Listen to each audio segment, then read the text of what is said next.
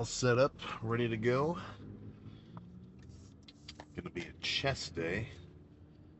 Again, be going to the Y. This will be like, I don't know how many lifts in a row. Pretty much every lift this week. It's the YMCA. This one's, it's pretty much the home gym. It's where I've been going ever since the beginning. It, uh, eh, it kind of got nerfed. They had a couple of machines when I started, which they got rid of. Not really relating to chest, but they used to have this sick bicep preacher curl machine where it wasn't like a handle on like a lever arm, like a leg extension. Like it wasn't like that. It was just like a preacher bench with a cable stack, and it was you'd hold on to just a regular cable. So I guess it'd be close enough to just moving a preacher bench in front of a cable stack, doing preacher curls like that. But I've tried doing that and it never feels the same. I guess somebody broke it and they just didn't bother fixing it. But in terms of the actual chest workout today, same as normal. Heavy pressing in the beginning, and then more concentrated isolation squeezing movements towards the end. Right? So one thing I've done, or I'm not going to predict exactly what I'm going to do right now. I got to kind of wait till I get in there and see how I feel. But I could foresee maybe doing some sets of incline bench, maybe some incline Smith, potentially. So that would make up the heavy pressing portion, and then move on to some cable presses, cable flies, and/or pec deck, and that would be the lighter isolation squeezing movements. So in the beginning with the heavy pressing, right? I get a ton of comments. You got to control the eccentric. If you could control the eccentric, or just imagine how big you'd be if your form was perfect. I seriously do not subscribe to that logic, right? Like I could sit on the incline bench after I warm up and do 315 for I don't even know how many reps, maybe like fresh, maybe upward of 15, maybe even close to probably 20 on a good day. I'm not exactly sure, but let's just say 15. Perfect form, complete lockout, nice and slow. For me, I feel like I just want to do quicker reps, heavier, stay in that lower portion of the movement, constant tension on the chest. That's what feels good for me. But if that's your prerogative, you want to make sure you do every rep absolutely perfectly, then that or my style-ish. As long as you make your sets hard and you actually go all out, you'll make some gains, right? This shit isn't. It's not like the idea of stimulating a muscle to grow it is this exact pinpoint method, and you have to do it the exact perfect way, or else you're not going to make any gains, and your muscles are going to shrink. No, not even close, right? I could sit in here and do a completely different backwards workout. Like, for me, I always preach heavy pressing and then heavy flies. Or no, heavy pressing and then squeezing flies at the end. But I could do whatever random ass mix of chest movements. And as long as every set I actually go hard, maybe do a little bit of progressive overload, make sure I seriously push the weight for as much as I can do, 10-ish reps, then you're gonna have a good lift, right? So that's sort of where I start to say, don't just listen to what anybody else is telling you to do, right? For me, I would say the best lifters, or at least the guys who are probably going to have the best lifts consistently, are the ones who actually figure out what works best for them, right? So if for whatever reason you hear me say, don't do pec flies before heavy pressing because you want to maintain your strength, right? That's my logic for me. That's what I like. That's sort of what I endorse. But let's say you love starting chest with heavy flies. You get a crazy pump, and you've made consistent gains over time. Then why the fuck would you stop, right? obviously keep an open mind to new shit. But if something's working for you in any aspect of lifting, then, if anybody talks smack to you, right, for you, the results are there, proving that what you're doing is working. So, basic idea, take information into account that you hear from any social media influencers or whoever else, the big dude in your gym. But, also be mindful that you got to figure out what works best for you, right? That's just kind of going to come along with time. So, about 3 minutes out, let's go get started.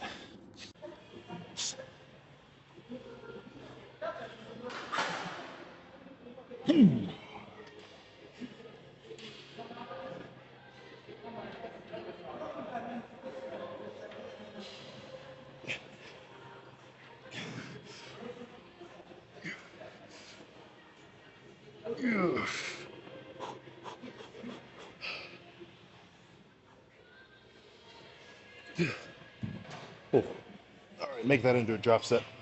That's a little too heavy.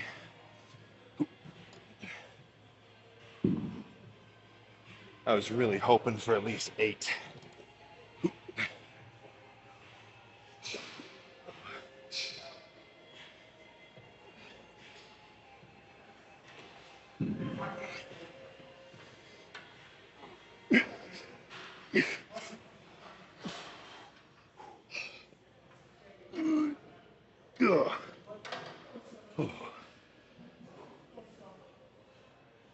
Okay. So I'm in a mild rush, and then I've only got like 45 minutes to finish chest, so I didn't want to record the warm up. I was just sitting on the cable doing single arm push downs and base pulls and rows, and a little bit of chest work, and then I did a plate, 2 plates, 3 plates, 3.5. I was hoping I'd be a little stronger, but I'm going to drop it to 3 plates and a 25, and I'll probably sit here for another, I don't know, potentially like 6 sets.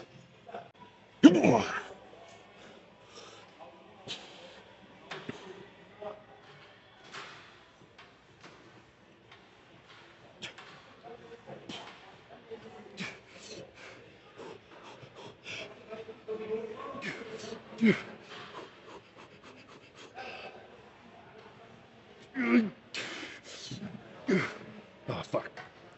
Yeah. Oh, damn. Okay, I'll call it at 7. But again, typically 8 reps is my minimum. But if you're right on the edge, you're probably all right. But let's say you're like me, you overestimated your strength. And on a machine like this, maybe you got only like 3 reps. Guaranteed.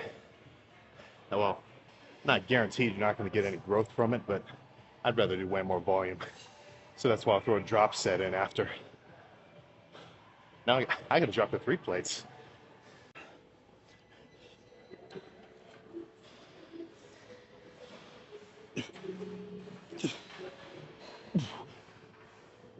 Oh,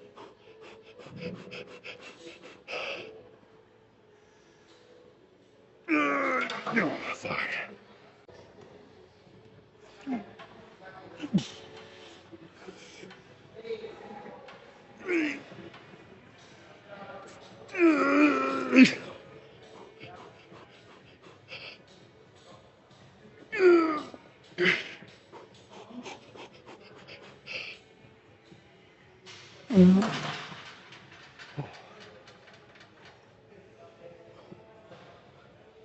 This is the first time that I've had to bench below 3 plates on Smith machine. But fuck, man, I'm not getting the reps I want to hit. So I'm thinking 2 plates and a 25 for 2 more, and then move on to something else.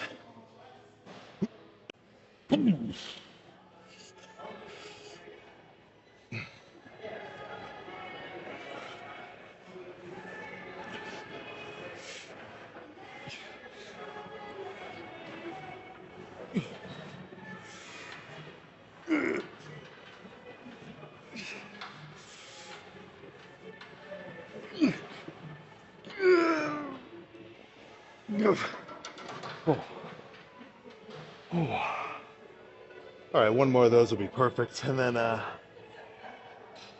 don't know what we'll move on to next.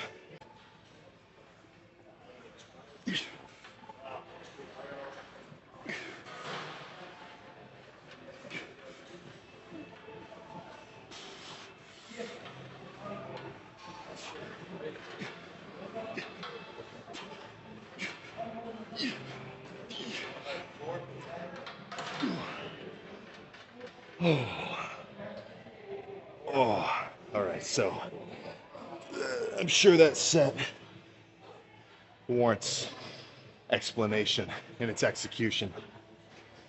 So obviously, I mean, the first rep to the last rep, extremely different.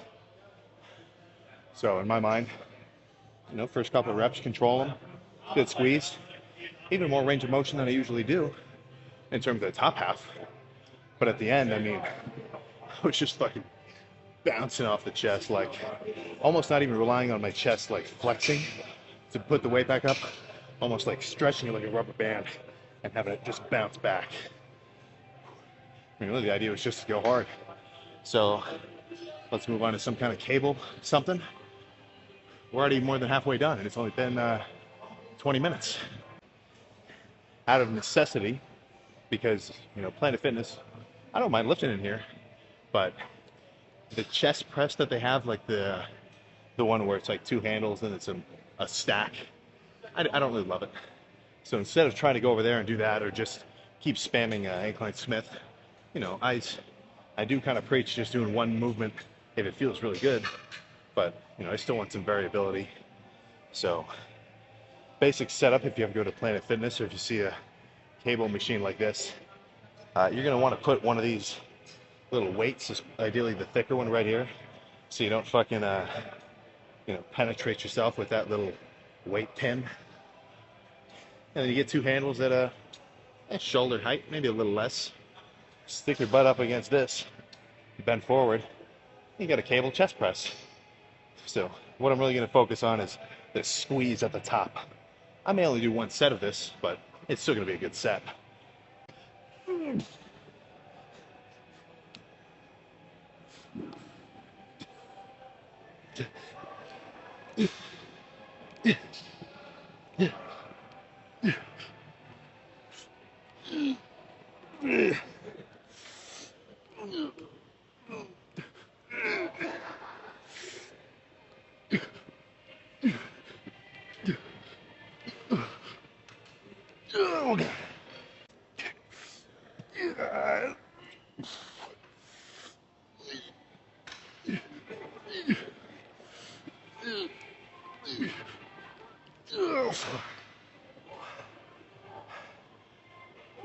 Let's move on to a set of pec deck.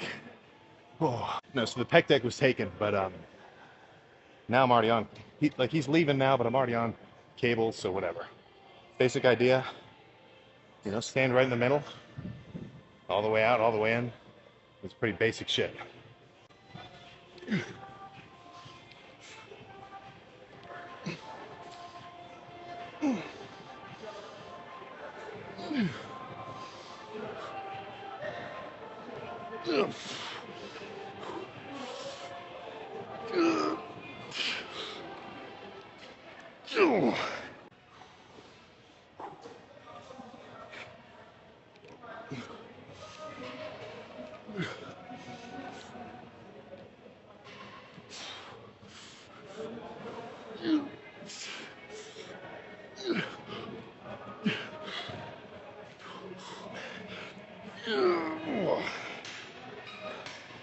Okay. Last set, I'll do a drop set. First part will be normal, right in front of me. Then I'll drop the weight by about 20, so I'll go from 50 for the first part to 30 on the second part. And instead of doing the flies, you know, up right in front of me, I'll bend over. I mean, it's basically the same shit, it just feels a little different.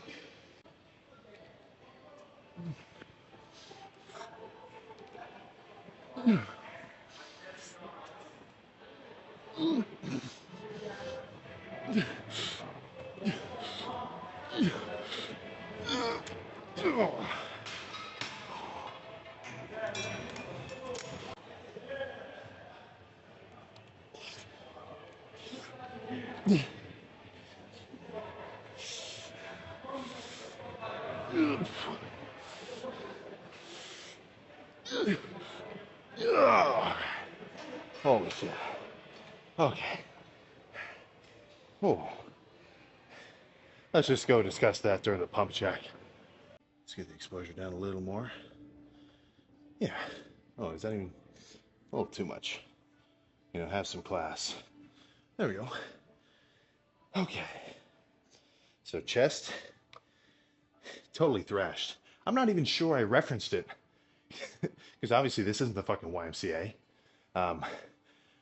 They closed at 8 on Friday. Usually it's 9:30.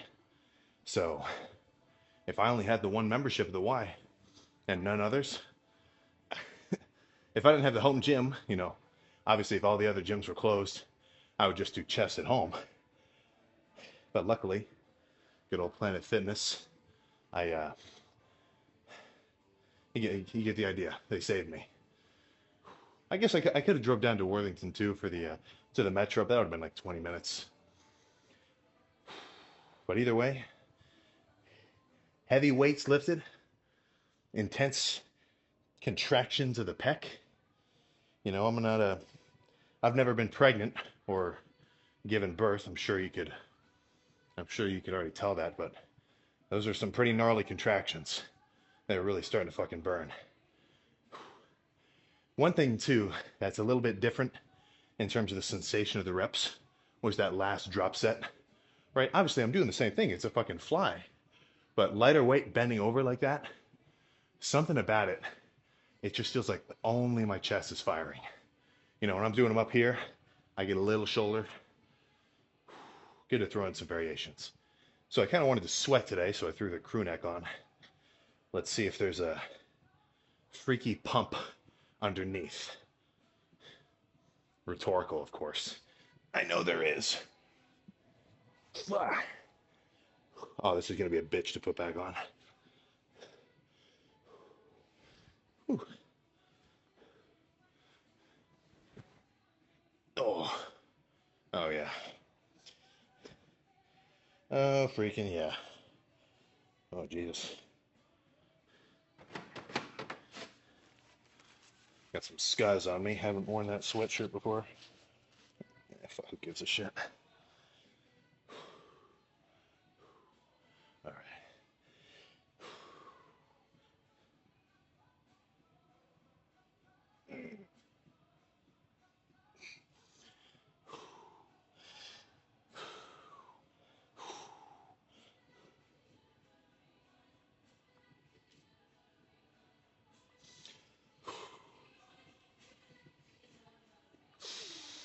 Oh my goodness.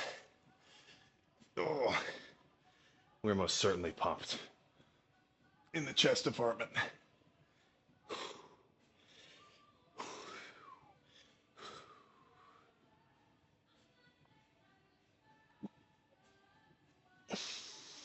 Oh. Literally doing any fucking pose just burns holding that flex. Eek. Oh. We're starting to develop a pec shelf. This is pretty much why I always advise you do a lot of upper chest work, right? Because, you know, there's all sorts of meat down here. Doing push downs, you're going to get some lower chest. Like, nobody's really lacking the lower chest. And if you are, then sure, fuck it, do more. But everybody is lacking in their upper chest. So that's why all heavy pressing movements always incline for me. Flies, I'm a little more lenient. You know, I'm just trying to fucking pump the shit out of the whole thing. But heavy pressing, I haven't done flat in forever, and I've never done decline. Or at least I've never had decline like in the routine.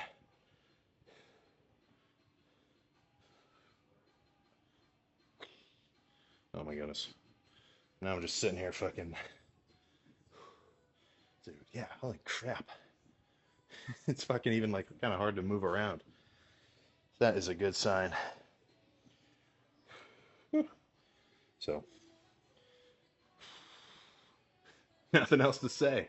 Let's just go get in the car, do the cluster dextrin shake after one more pose. Of course, before most poses, I always take a big breath and then blow it all out, just to shrink in here in the midsection.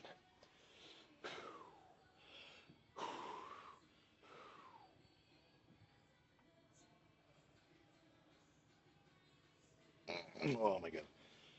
Oh, all right, we gotta get out of here. I'm fucking gassed.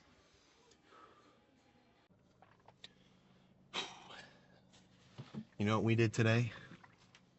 We adapted. We adapted and we overcame. Right?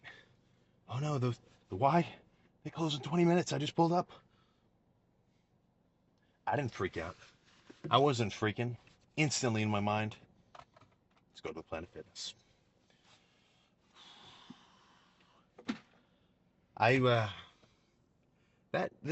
This Planet Fitness does upset me though. Is it right on the front door, open 24/5. So not 24-hour forever, 24 hours during the week. And then what really gets me is fucking Sunday night. So basically it's 24-hour from Monday to Thursday. And then Friday, right, they're open from midnight on, but they shut down at 9. So the weekend hours is 6 a.m. to 9 p.m. But then Sunday night, that means they only close for 3 hours before opening back up again on Monday at midnight. I don't know. Are there no other night owls who could work? I guess not. But either way, had a solid ass chest day. Does that? I don't even think that needs saying. It's pretty obvious. So let's slam this and get out of here.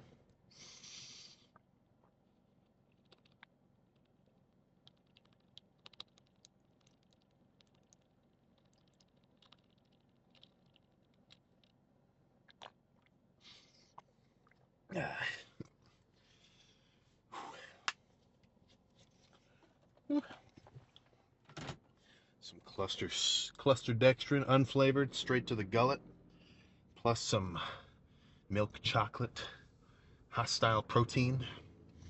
With the protein powder, nobody really. There's not much controversy on the protein powder anymore. I do see people kind of hating on it every so often. Oh, it's not a complete food. Come on, you need a certain amount of protein every day, or well, it's at least good or optimal to get a gram per pound of body weight per day. Obviously, that's kind of a contested statistic. Everybody's talking about all sorts of random BS with dieting, but for the everyday lifter or even the advanced lifter, a gram per pound. That's all I do. At the end of the day, that's basically the source of most of my information. It's like blah blah blah blah blah. That's what I do. It's like the mass is giving me credibility, which to an extent, I believe that, right?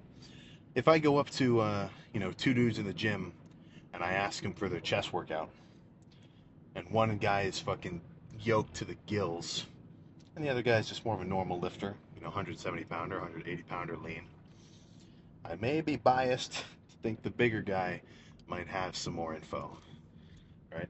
I may be inclined to think, well, fuck, man, he got pretty big doing that.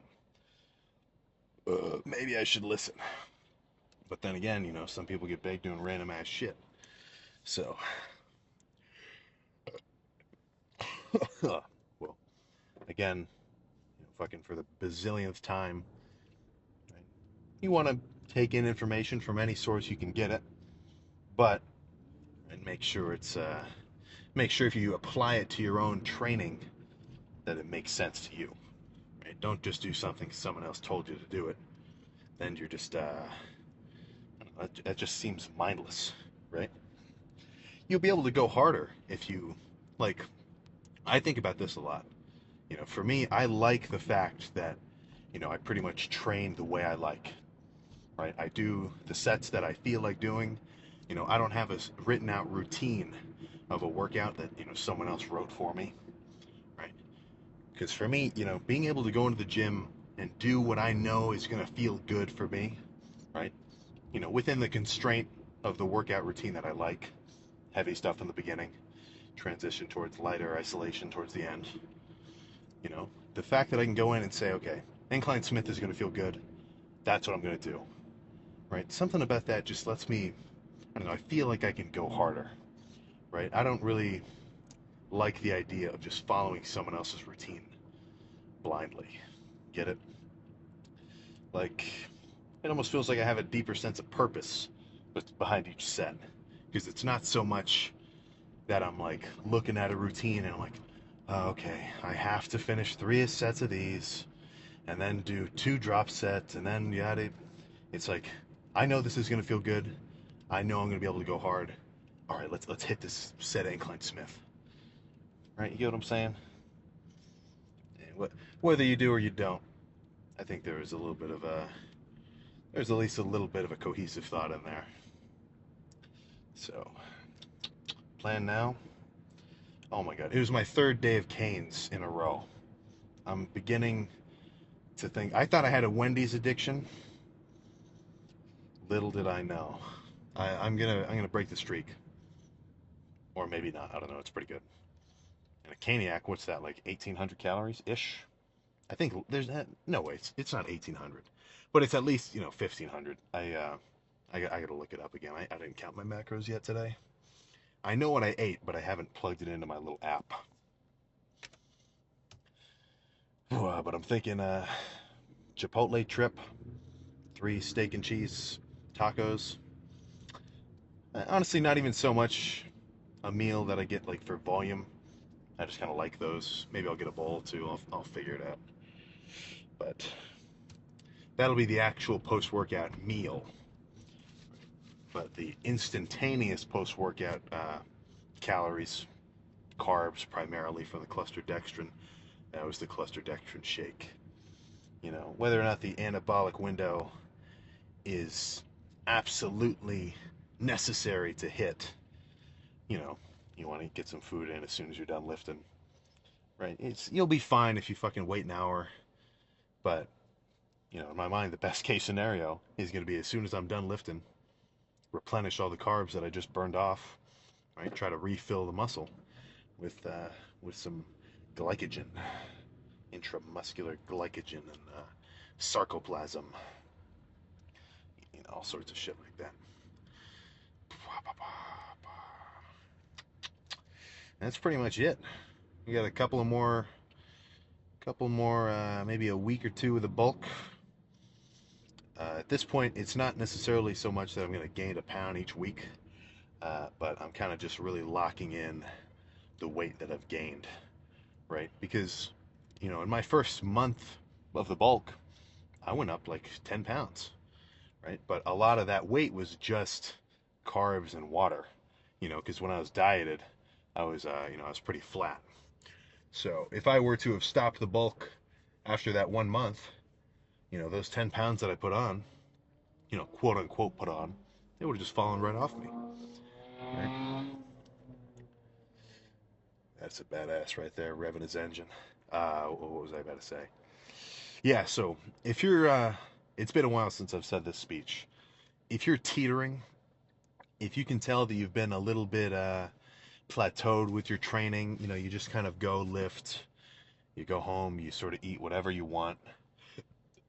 In the sense of like, when you're hungry, you eat, like maintenance style. You take your protein shake, hell, maybe even take your vitamins. Good for you. But if you kind of feel like you've been just stagnant, you're not really making any progress, I think a lot of people get locked into just a state of maintenance when really they would probably enjoy some more progress, either in a, weight, muscle, strength gain, or, a fat loss, muscle retention phase, right? Those, all those fancy words really just meaning bulking or cutting. So if you've just kind of been floating around, a lot of people sort of, well, I never really hear people say this, but this is kind of a mentality that I'm sure is not super rare. when someone's like, well, I don't want to start bulking, then I'm going to lose my abs. Or, well, I don't want to start cutting because, then I'm going to lose my strength. Right? I mean, to an extent, you can't have your cake and eat it too. Right? The enlightened lifter, he knows, all right, if I want to put some mass on, I'm going to have to put on a little bit extra body fat. Oh, this fucker. Uh, yeah, so if you want to gain weight, guess what? That means you're going to have to gain weight, right? You might put on a little bit of pudge. Don't put on too much. Don't do a whole perma bulk, because then you're missing the point. You're doing too much, right? But, to gain muscle is to gain a little bit of fat, right? Try not to put too much on, but that's just the name of the game. And then, let's say you've been kind of bulked up for a little while. You feel pretty strong. Maybe it's time you, trim down a little bit. So in my mind, pretty much my method of weight gain has been, pretty long bulks, 5-ish months, and then a 2-month sort of mini cut in between, right? So, 5 months of eating tons of food, right? Also trying to be full all the time, get strong, lift some heavy weights, go hard, try to sleep as much as possible, right? Recover, put a little bit of tissue on. And then after that, my appetite will kind of have reached a limit where it's hard for me to eat a lot of food. I'm not really gaining so much weight, right? Because obviously in the beginning of the bulk, it was a skyrocket process, right? Serious upward slope. Then it starts to slow down. So after a while, there's no point of just, sitting up there forever, right? I may as well reset, you know, drop the calories, trim down, see what I've built. Obviously, don't trim down so much that I lose muscle, right? And then after about 2, 8, 10 weeks of that, I get pretty lean. Then I got the itch to put some more mass on, throw some more weight around. I'm like, all right, let's get back there. So ideally, what'll happen is after your bulking period and your cutting period, right? Obviously, you gain weight in the bulk, and you lose it in the cut. That end weight should be a little bit higher than the beginning, right? So that every time you do a bulk and a cut, you got a bit more tissue on you.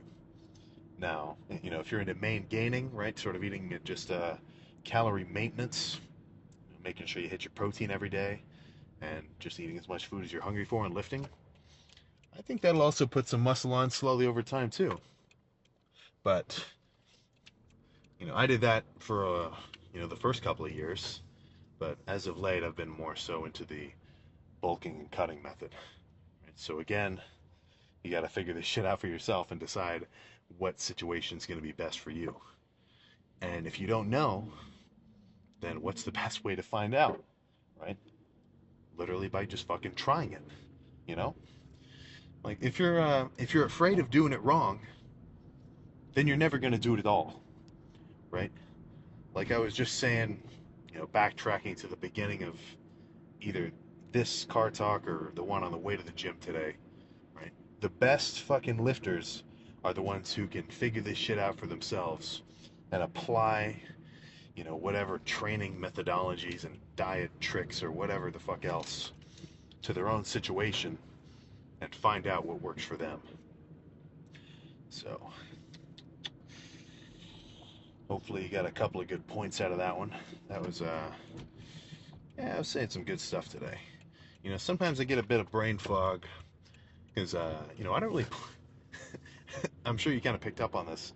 I don't really plan any of these speeches. This is all kind of just, what's the word? What's stream of consciousness, right? I'm just kind of going off the top of my noggin. So, home now, cardio in the morning, and back tomorrow. I will see you next time.